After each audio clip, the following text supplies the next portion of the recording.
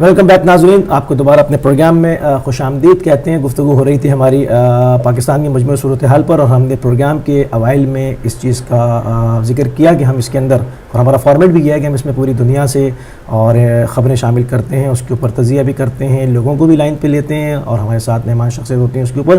گفتگو بھی کرتے ہیں۔ تو آج داعش کے اوپر اور ہندوستان کی صورتحال پر، جہاں پر کہ ایک القاعدہ نے اپنی ذیلی شاخ کا اعلان کیا ہے، اس سے وہاں پر ایک بہت ہلچل مچی ہوئی ہے، تو ہم نے اس کے اوپر گفتگو کرنے کے لیے ہندوستان سے، کشمیر سے ایک بہت ہی علماء کرام میں سے نامور شخصیت حجت الاسلام والمسلمین سید عبدالحسین موسوی کشمیری کو جو ہے وہ لائن پہ لیا ہے۔ وہ ہمارے ساتھ ٹیلی فون لائن پر موجود ہیں۔ ہم چلتے ہیں آغا صاحب کی طرف اور آپ کی خدمت میں سلام عرض کرتے ہیں اور آپ کو خوش آمدید کہتے ہیں اپنے پروگرام میں۔ السلام علیکم۔ السلام علیکم۔ وعلیکم السلام۔ جی آغا صاحب، جو ہندوستان میں معاملہ یہ شروع ہو گیا ہے کہ القاعدہ نے ایک ذیلی شاخ کا اعلان کر دیا ہے ہندوستان میں کہ وہ وہاں پر جو ہے وہ اس کو آپریٹ کریں گے، تو اس بارے میں آپ کیا کہتے ہیں کہ ایک اس طرح کی حکومت ہے جس کا بھی بیک گراؤنڈ سب جانتے ہیں، اور ایسے ہی وقت میں ایک القاعدہ کی شاخ کا وہاں اعلان ہوتا ہے، تو مسلمان کن معاملات سے دوچار ہونے والے ہیں؟ بسم اللہ الرحمن الرحیم۔ یہ سارا جو ابھی کھیل کھیلا جا رہا ہے کہ کسی نہ کسی طریقے سے مسلمانوں کو اپنے حقوق سے محروم رکھا جائے۔ ابھی ہندوستان میں جو حکومت برسر اقتدار آئی ہے، اس کا ایک بہت ہی بڑا فائدہ یہ ہے کہ اس کا مسلمانوں کے بارے میں اور اپنے بارے میں ایک واضح موقف ہے۔ وہ وہاں پر مسلمان آرام سے اپنی جگہ کو بھی سمجھ سکتا تھا اور اپنے حقوق کا مطالبہ اور اس ضمن ہندوستان کے مسلمانوں کی خوبی اور خامی بتدریج سامنے آ جاتی ہے۔ تو مسلمان اپنے حقوق سے محروم رکھیں، ان کو بری طرح سے ان کو نفی کرنے کی ایک سازش کی گئی ہے، جس تناظر میں القاعدہ نے یہاں پہ نام لیا کہ وہ یہاں پر اپنی شاخ کھول رہے ہیں۔ یہ ایک مسلم حقیقت ہے کہ اس کو کوئی فائدہ نہیں ہوگا، کیونکہ الحمدللہ پاکستان کی نسبت ہندوستان کے مسلمان قدر سیاسی اس چال کو کافی حد تک سمجھنے میں کامیاب ہو رہے ہیں الحمدللہ کہ وہ دشمن کی سازشوں کو سمجھ رہے ہیں کہ یہ دشمن کا کام ہے، اگرچہ وہ اسلام کے لباس میں آ رہا ہے۔ میں نہیں سمجھتا ہوں کہ القاعدہ کو اس میں کوئی خاص کامیابی حاصل ہوگی، البتہ یہاں کے مسلمانوں کے لیے بھی اب ہندوستان کے مسلمانوں کے لیے بھی اب یہ امتحان کی گھڑی ہے۔ وہ اپنی ہوشمندی اور اپنی اس مسلمانیت کا وہ برملس ان کو ثبوت دینا ہے کہ جو القاعدہ یہ ایک یزیدی فکر ہے جس نے رسول رحمت کے دین کو ہر طریقے سے مسخ کرنے کا بیڑا اٹھایا ہے، اگر یہ بھی اپنے آپ کو یزیدی دین کے ہی پیرو سمجھتے ہیں وہ بھی سامنے آ جائے گا، مگر بظاہر یہاں ایسا نہیں لگ رہا ہے۔ صحیح۔ تو مگر دیکھیں ایک کشمیر کی اور دلی کی اور بامبے کی مختلف سچویشنز ہوں گی نا، تو آپ یہ مکمل پورے ہندوستان کے لیے فرما رہے ہیں یا آپ کشمیر کے حوالے سے کہہ رہے ہیں وہاں کی سچویشن کچھ اور اس میں کشمیر سے بالکل دور کا بھی مسئلہ ہی نہیں ہے، کیونکہ کشمیر کو یہ بندر بانٹ کا کھیل کھیلا جا رہا ہے کشمیر پہ۔ کشمیر کی تحریک اپنی ہے، اس کا مقصد کچھ اپنا ہے، اس کے ساتھ جس حد تک ہندوستان ظلم کر رہا ہے اس سے کئی گنا زیادہ پاکستان اس پہ ظلم کر رہا ہے، اور جو کچھ کشمیریوں کے ساتھ ہو رہا ہے اس درد کو تو کوئی سمجھتا ہی نہیں ہے، اس کے ساتھ تو بس صرف سیاست کی جاتی ہے اپنے دکانوں کے لیے۔ میرے کہنے کا یہاں مقصد صرف ہندوستان اور ہندوستان۔ تو کشمیر کی جب ہم بات کریں گے، کشمیر بجائے خود ایک متنازع ملک ہے جو 3 ملکوں میں تقسیم ہے۔ ایک ہندوستان زیر انتظام کشمیر ہے، دوسرا پاکستان زیر انتظام کشمیر ہے، اور تیسرا چین زیر انتظام کشمیر ہے، اور وہ بین الاقوامی مسئلہ ہے۔ اور کشمیر ایک 3000 سالہ تہذیب کا نام ہے، تو اس کے لیے اس کی سیاست بھی اپنے ایک مخصوص ضوابط رکھتے ہیں اور ان کے مسائل بھی، مگر یہاں پر میرا مراد صرف ہندوستان جو ہندوستان کہلاتا ہے۔ میں ایک سوال آغا صاحب سلام عرض کرتا ہوں آپ کی خدمت میں۔ جی وعلیکم السلام۔ میں ایک آپ سے سوال کرنا چاہ رہا تھا کہ جیسے داعش نے اس وقت کہا کہ ہم ہندوستان میں بھی اپنی ذیلی تنظیم القاعدہ نے کہا کہ ہم ہندوستان سے بھی جو ہے اب وہاں کے نوجوانوں کو بھی ہم اپنے ساتھ شامل کریں گے، امیر بھی بنایا اور امیر بھی بنا دیا۔ اچھا، اگر ہم اس کو ذرا براڈر اسپیکٹرم میں دیکھیں تو القاعدہ ہو یا داعش ہو، اس نے دنیا کے تقریباً تمام ممالک میں اپنی برانچز بنائیں اور وہاں کے نوجوانوں کو اپنی طرف راغب کیا اور اپنے ساتھ شامل کیا۔ پہلی مرتبہ ایسا ہوا ہے کہ ہندوستان کے لیے باقاعدہ اعلان کیا گیا کہ ہم وہاں پر بھی اپنا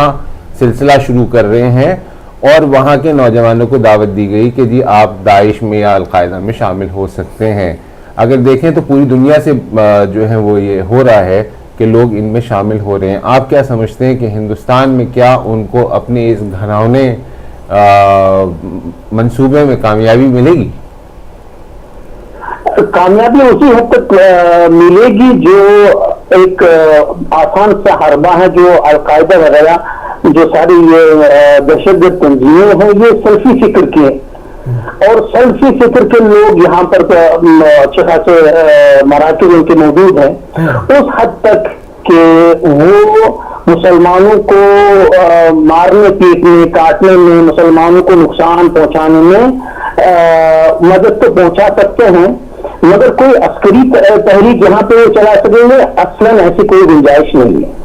آپ سمجھتے ہیں کہ یہاں کی حکومت جو ہے وہ اس کے اگینسٹ سخت ترین اقدامات کرے گی،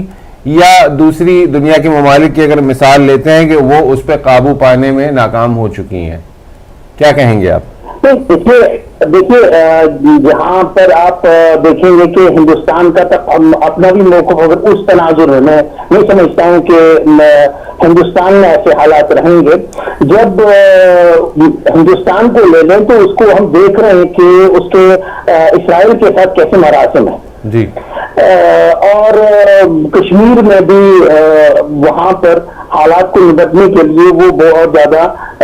تعاون لے رہا ہے اسرائیل کا، اس میں دے رہے ہے نہیں، تو اس سینٹیمنٹ کو یا اس ایشو کو صحیح طریقے سے یا غلط طریقے سے لوگوں کو یہ تو ہائر کر سکتے ہیں، مگر کوئی موومنٹ چلا سکیں گے اس میں کوئی کامیابی ان کو ہوگی نہیں۔ نو ڈاؤٹ ہندوستان میں لاکھ خامیاں صحیح، مگر ایسے مسائل میں وہ بہت ہی سنجیدہ طریقے سے حالات کے ساتھ ان کو ٹیکل کرتے ہیں سچویشن کو۔ تو یہاں ہندوستان حکومت سے بڑھ کر یہاں مسلمانوں کے لیے بہت بڑا چیلنج ہے کہ وہ جس تحریک نے، جس تنظیم نے، جس سوچ نے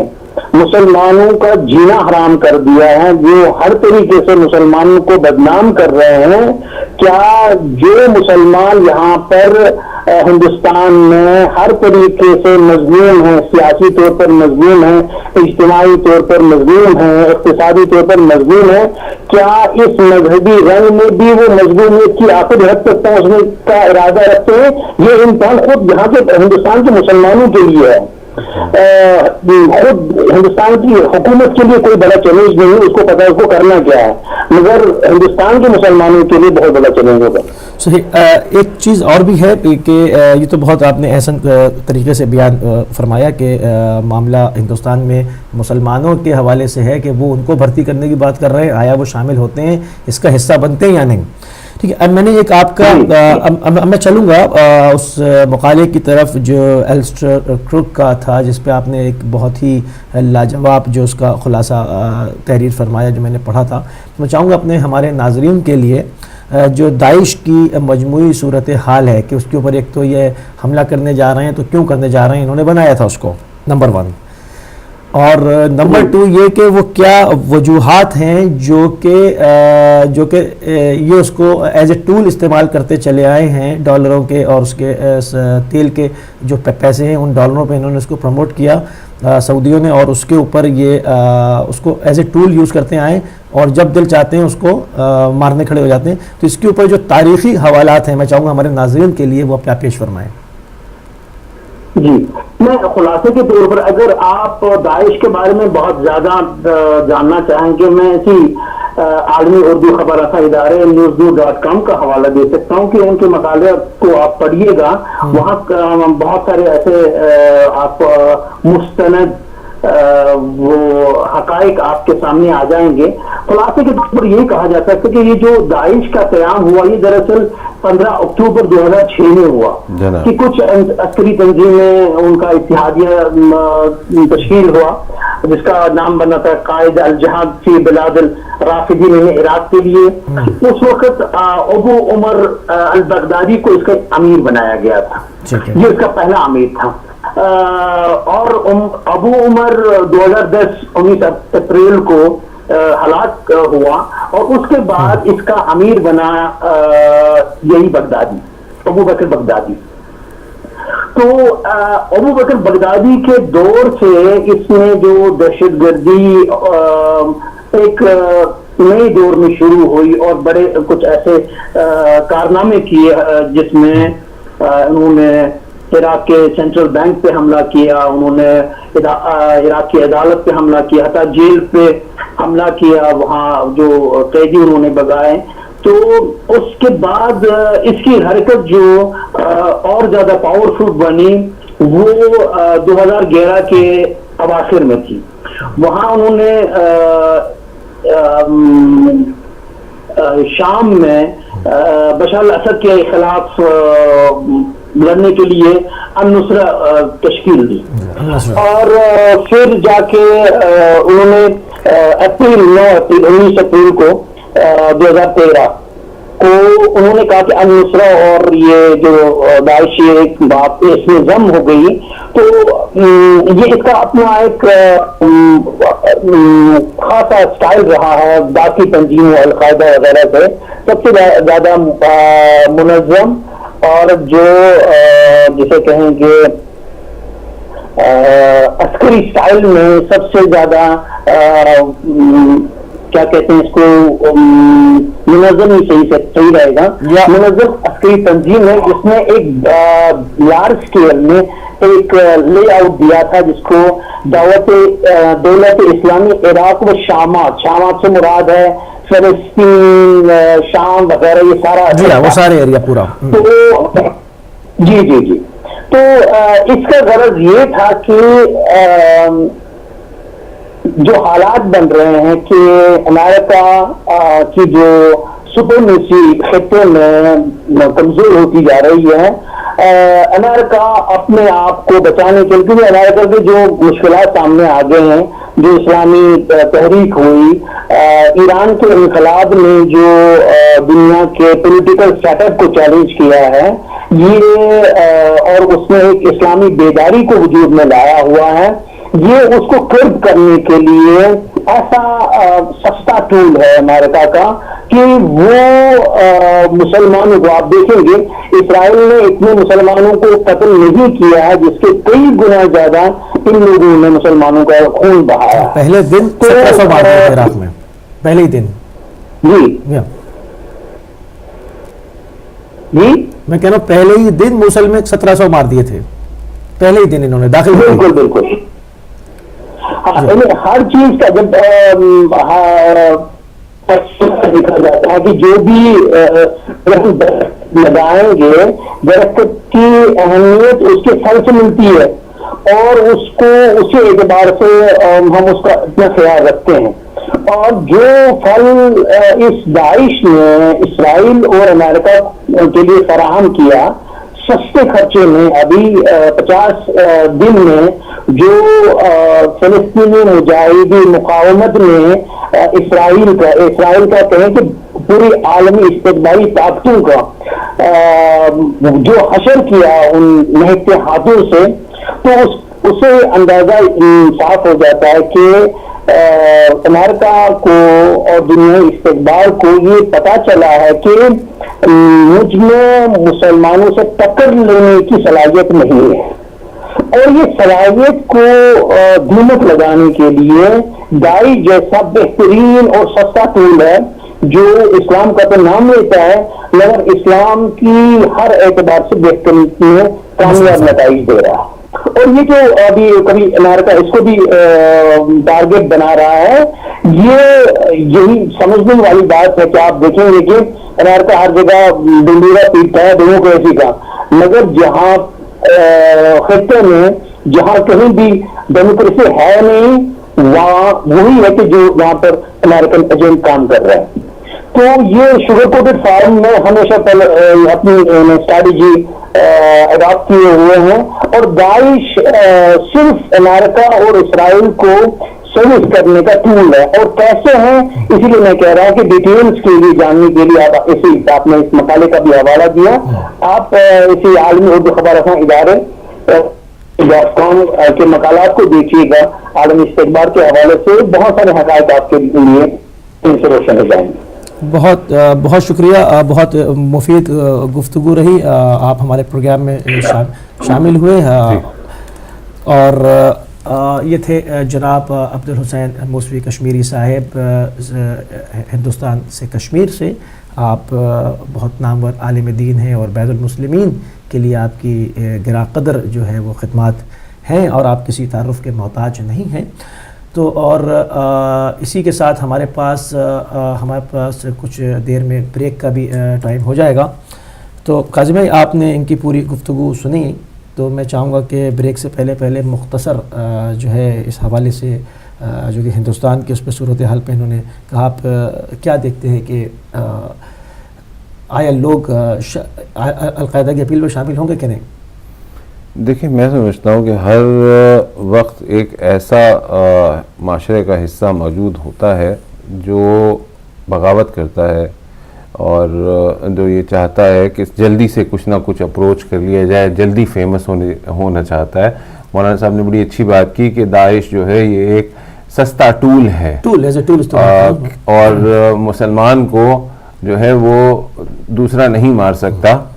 اپنا ہی مار سکتا ہے، اس کو اپنا ہی اس کو زیادہ نقصان پہنچا سکتا ہے۔ کہ وہ کہتے ہیں نا، دیکھا جو تیر کھا کے کمی گاہ کی طرف،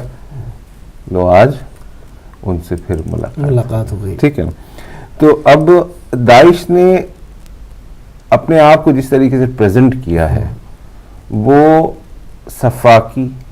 بربریت، دہشت اور درندگی کو اس نے اپنا ہتھیار بنا لیا ہے۔ یہ تنظیم جس وقت وجود میں آ رہی تھی تو اس وقت ان کا ڈفرینسز ہوئے تھے القاعدہ کے اسامہ بن لادن سے، اور وہ نہیں چاہتے تھے کہ داعش اس حد تک آگے بڑھ جائے کہ وہ بربریت، اور وہ خاص طور پہ اہل تشیع کو قتل کرنے میں داعش سب سے آگے ہے، اور اس کا ایک ہی مقصد ہے اس وقت۔ وہ یہ کہتے ہیں کہ اہل تشیع ہمارے اندرونی دشمن ہے، سب سے پہلے ہم انہیں ختم کریں گے، اور اس کے بعد پھر ہم امریکہ یا اسرائیل یا غازہ یا تمام جگہوں پہ ہم جائیں گے۔ وہ تو ہڈن ایجنڈا ہے، وہ ان کا ہڈن ایجنڈا ہے کہ سوچ کو مار دو۔ اہل تشیع اسلام کی سوچ ہے، جب آپ سوچنے کے لائق ہوں گے تو بہتر کام کریں گے، جب آپ سوچنے کے لائق ہی نہیں رہیں گے تو پھر آپ وہی کام کریں گے جو آپ سے ویسٹرن ورلڈ، یا دیکھیں میں یہ نہیں کہتا کہ یہ ویسٹرن ورلڈ ہے یا کوئی اور ہے، مطلب وہ لوگ جو اپنی دنیاوی مفاد کے لیے انسان کو استعمال کرتے ہیں اور انسانیت کی تذلیل کر کے اپنے مقاصد کو پورا کرتے ہیں، داعش اسی میں سے ایک ہے، یہ انہی کا بچہ ہے، اسی کو انہوں نے پال پوس کے بڑا کیا ہے۔ اب آگے آنے والے دنوں میں دیکھتے ہیں ہم، جو ہمیں نظر آتا ہے کہ اگر شام میں کارروائی ہوتی ہے تو پھر ایک مرتبہ بین الاقوامی طاقتیں پھر اس خطے میں جا کے بیٹھ جائیں گی۔ اگر آپ کو یہ نظر آ رہا تھا کہ ایسا سب کچھ ہونا ہے تو پھر آپ عراق سے واپس گئے کیوں تھے؟ اگر ہم داعش کا پس منظر دیکھتے ہیں تو یہ وہ بچے کچے لوگ ہیں، یہ وہ لوگ ہیں جو صدام حسین کے ساتھ ہوتے تھے، اور اس کے بعد یہ کارنر ہو گئے، اور پھر کچھ ایسا بھی ہوا کہ عراق کی موجودہ گورنمنٹ نے، شام کی موجودہ گورنمنٹ نے وہاں پہ سیکٹیرین ڈیفرنسز کو بڑھا دیا دیکھیں ہمیں یہ چیز سوچ لینی چاہیے کہ اگر ہم اس کو براڈر پراسپیکٹس میں دیکھتے ہیں تو ہمیں یہ چیز دیکھنی چاہیے کہ درندگی اور انسانیت کی طرف جانا چاہیے, humanity and the versus the colours. یہ ہو رہا ہے اس وقت کہ وہ صرف اہل تشیع ان کا مین ٹارگٹ ہے, اس کے بعد اہل سنت بھی ہو جائیں گے, اس کے بعد وہ بھی ہو جائیں گے. 250 صرف پیش امام جو ہے وہ اہل سنت کے انہوں نے موصل کے اندر انا للہ, ٹھیک ہے, ان کا تو مقصد صرف بربریت پھیلانا ہے اور دین رسول اللہ کو, اللہ کے دین کو انہوں نے اس کی وہ امیج بنا دینی ہے کہ لوگ دیکھیں اور وہاں سے چلے جائیں. اس کو بالکل جیسے کہ ہم آج سے 10-15 سال پہلے سنتے تھے کہ اسلام جو ہے وہ ویسٹ میں بہت تیزی سے پھیل رہا ہے اور امریکہ کا بھی دوسرا سب سے بڑا ریلیجن ہو گیا تھا, یورپ میں بھی ایسا ہو گیا تھا, لیکن پھر 9/11 کے واقعے کے بعد اگر آپ دیکھیں تو وہ چیزیں ختم ہونا شروع ہو گئیں اور لوگ اسلام سے دور ہونا شروع ہو گئے, کنارہ کش ہونا شروع ہو گئے. ایون اگر بات سخت ہے